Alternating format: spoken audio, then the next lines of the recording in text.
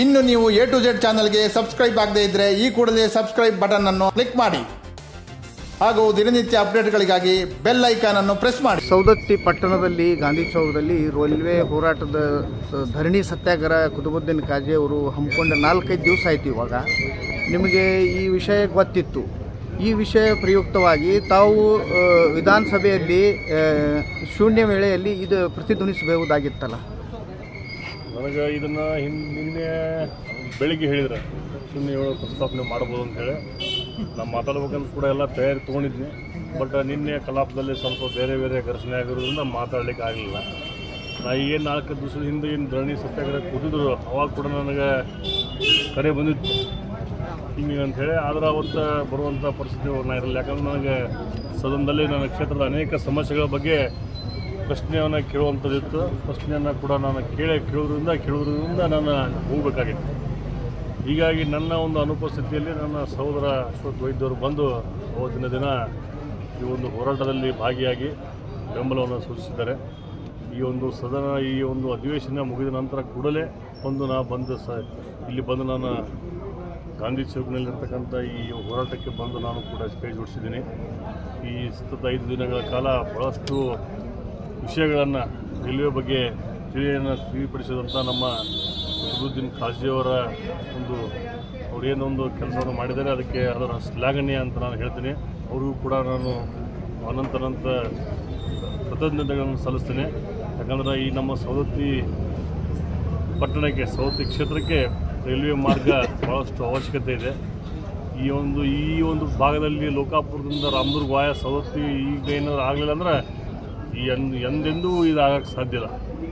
ಹೀಗಾಗಿ ಯಾಕಂತಂದ್ರೆ ಬೆಳಗಾವಿ ಒಂದು ನಗರ ಸಲುವಾಗಿ ಸುಮಾರು 4-5 ಗಂಟೆಗಳ ವಿಳಂಬ ಆಗ್ತೈತೆ. ಇದು ಭಾಳಷ್ಟು shortcut route. Dharwad Savadatti Gokak road Ghataprabha ಅಂತಂದರೆ ಒಂದು 4-5 ತಾಸು ಟೈಮ್ ಸೇವನೆ ಆಗ್ತೈತೆ. ಇದು ಅವಾಗ ಆಗಬೇಕಾಗಿತ್ತು. ರೂಟ್ ತಪ್ಪಿದೆ. ಆದರೂ ಕೂಡ ಇದೊಂದು ಹೊಸ ಲೈನ್ ಬಂದೈತಿ. ಯಾವುದೋ ಬಾಗಲಕೋಟ ಕುಡಿಚಿ ಲೋಕಾಪುರ ಮಾರ್ಗವಾಗಿ ಇದಾದರೆ ಇದೇ ಟೈಮ್ನಾಗ ಇದು ಆಗ್ಬೇಕು. ಆಗದಿದ್ರೆ ಎಂದು ನಮ್ಮ ಸವದತ್ತಿಗೆ ನಾವು ರೈಲ್ವೆ ಕಾಣಕ್ಕೆ ಸಾಧ್ಯ ಇಲ್ಲ. ಹೀಗಾಗಿ ಇದನ್ನು ನಮ್ಮದು ಒಂದು ಫಸ್ಟ್ ಇದನ್ನು ದೊಡ್ಡ ಒಂದು ಹೋರಾಟದ ಮುಖಾಂತರ ನಾವು ಸವದತ್ತಿಗೆ ರೈಲ್ವೆ ತರುವಂಥ ಕೆಲಸವನ್ನು ನಾವು ಖಂಡಿತವಾಗಲೂ ಕಾಜಿಯವರ ಮುಖಾಂತರ ನಾವು ಮಾಡ್ತೀವಿ ಅಂತ ಹೇಳ್ತೇವೆ. ಸರ್, ಈಗ ಧರಣಿ ಸತ್ಯಾಗ್ರಹ ಅಂತೂ ಆಯಿತು, ಮುಂದೇನು? ಕಳೆದ 16ನೇ ತಾರೀಕಿನಿಂದ ನಿರಂತರ 5 ದಿನಗಳ ಈ ಧರಣಿ ಸತ್ಯಾಗ್ರಹ ನಮ್ಮ ಬೇಡಿಕೆ ಸವದತ್ತಿ ಯಲ್ಲಮ್ಮನಿಗೆ ಬೇಕು ರೈಲು ಮಾರ್ಗ ಅಂಥೇಳಿ ನಾವು ಒಂದು ಸ್ಲೋಗನ್, ಒಂದು ಘೋಷಣೆಯಿಂದ ನಾವು ಇಲ್ಲಿ ಸತ್ಯಾಗ್ರಹ ಕೊಡ್ತಿದ್ವಿ.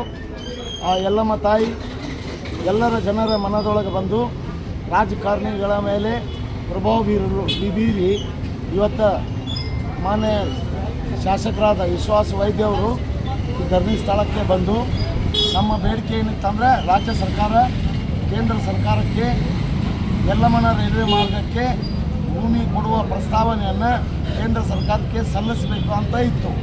ಅದರಂತೆ ಮಾನ್ಯ ಶಾಸಕರು ಮತ್ತು ಸಂಬಂಧಪಟ್ಟ ಎಲ್ಲ ಅಧಿಕಾರಿಗಳು ಇಲ್ಲಿ ಬಂದು ರಾಜ್ಯ ಸರ್ಕಾರದಿಂದ ಭೂಮಿ ಕೊಡುವ ಪ್ರಸ್ತಾವನೆಯನ್ನು ಮಾನ್ಯ ಮುಖ್ಯಮಂತ್ರಿ ಅವರ ಮನೆ ಹೋಲಿಸಿ ಯಾವುದೇ ಪರಿಸ್ಥಿತಿಯೊಳಗೆ ನಾವು ಆ ಪ್ರಸ್ತಾವನೆಯನ್ನು ಕೇಂದ್ರ ಸರ್ಕಾರಕ್ಕೆ ಸಲ್ಲಿಸ್ತೀವಿ ಮತ್ತು ಕೇಂದ್ರದಲ್ಲಿ ಹೋಗಿ ಯಲ್ಲಮ್ಮನ ರೈಲ್ವೆ ಮಾರ್ಗಕ್ಕೆ ಭಾಳ ಅತ್ಯವಶ್ಯಕವಿದ್ದು ದೇವಸ್ಥಾನಕ್ಕೆ ಬರುವಂಥ ಭಕ್ತಾದಿಗಳಿಗೆ ಇದು ವಿಶೇಷ ಯೋಜನೆ ಅಂತ ಪರಿಗಣಿಸಿ ಈ ಯೋಜನೆ ಇದೇ ಬಜೆಟ್ನೊಳಗೆ ಇದೇ ಮುಂಬರುವ 24-25ರ ಕೇಂದ್ರ ರೈಲ್ವೆ ಮುಂಗಡ ಪತ್ರದಲ್ಲಿ ಅನುಷ್ಠಾನಗೊಳಿಸಾಕ ನಾವು ಕೇಂದ್ರ ಸರ್ಕಾರದ ಮೇಲೆ ರಾಜ್ಯ ಸರ್ಕಾರದಿಂದ ಒತ್ತಡ ಹೇರ್ತೀವಿ.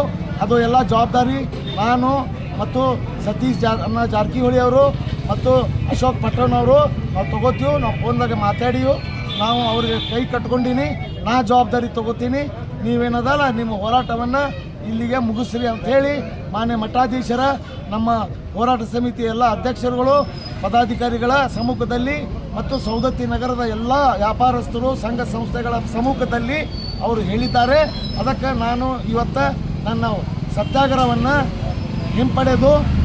ತಾತ್ಕಾಲಿಕವಾಗಿ ಹಿಂಪಡೆದು ನಾನು ನನ್ನ ಮೈ ಮೇಲೆ ಏನು ಬಟ್ಟೆ 5 ದಿವಸದಿಂದ ಹಾಕಿದ್ದಿಲ್ಲ. ಮಾನ್ಯ ಶ್ರೀಗಳು ಮತ್ತು ಎಲ್ಲ ಸವದತ್ತಿ ಜನ ನನಗೆ ಬಟ್ಟೆ ತೊಡಿಸಿ ನನ್ನ ಗೌರವಿಸಿದ್ದಾರೆ. ನಾ ಈ ಹೋರಾಟ ಇವತ್ತು ವಾಪಸ್ ತಗೊಂಡೀನಿ. ಮುಂದೆ ಈ ಒಂದು ಏನು ಅವ್ರ ಮಾತಿಗೆ ಅದನ್ನು ನಡ್ಕೊಂಡು ನಡೆದ್ರೆ ಭಾಳ ಸಂತೋಷ. ಇಲ್ಲಾಂದ್ರೆ ಮುಂಬರೋ ದಿನಗಳಲ್ಲಿ ಮತ್ತೆ ನಾವು ಹೊಸದಾಗಿಂದ ಹೋರಾಟ ಪ್ರಾರಂಭ ಮಾಡ್ತೀವಿ ಅನ್ನೋಂಥ ಮಾತನ್ನು ರಾಜ್ಯ ಸರ್ಕಾರಕ್ಕೆ, ಕೇಂದ್ರ ಸರ್ಕಾರಕ್ಕೆ ಎಚ್ಚರಿಕೆಯನ್ನು ಕೊಡ್ತೀನಿ. ಇನ್ನು ನೀವು A to Z ಚಾನಲ್ಗೆ ಸಬ್ಸ್ಕ್ರೈಬ್ ಆಗದೇ ಇದ್ದರೆ ಈ ಕೂಡಲೇ ಸಬ್ಸ್ಕ್ರೈಬ್ ಬಟನ್ ಅನ್ನು ಕ್ಲಿಕ್ ಮಾಡಿ ಹಾಗೂ ದಿನನಿತ್ಯ ಅಪ್ಡೇಟ್ಗಳಿಗಾಗಿ ಬೆಲ್ ಐಕಾನ್ ಅನ್ನು ಪ್ರೆಸ್ ಮಾಡಿ.